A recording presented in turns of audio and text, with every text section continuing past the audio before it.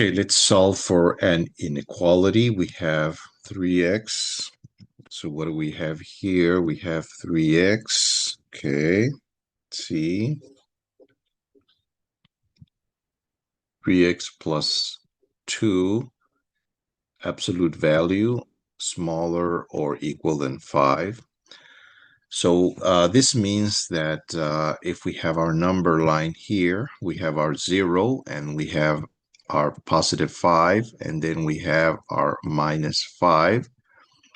That means our inequality, or 3x plus 2, has to be on this side. 3x plus 2 has to be smaller than 5. And 3x plus 2 has to be between minus 5 and 0. Minus 5 and 0. So we can write it as minus 5 is smaller or equal. Minus 5 is going to be all this on this side right here. So minus 5 has to be smaller or equal than 3x plus 2, smaller or equal than 5. Okay, then let's subtract the 2. So we have minus 5. And then we're going to subtract here minus 2.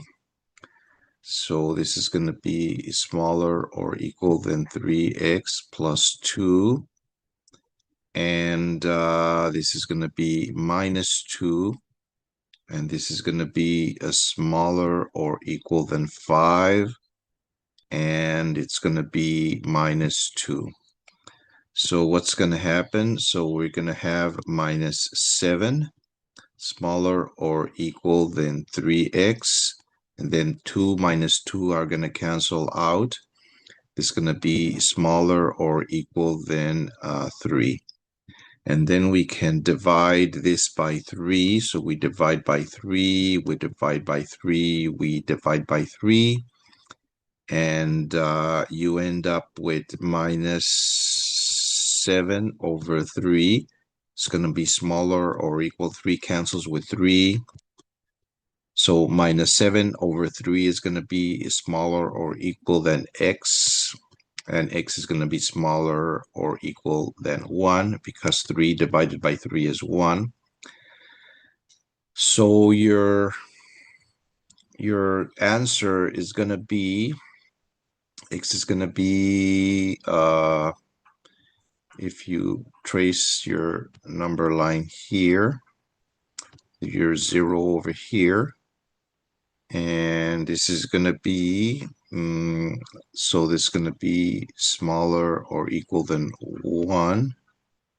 And on this side, it's going to be somewhere over here. It's going to be minus 7 over 3. That's minus 7 over 3.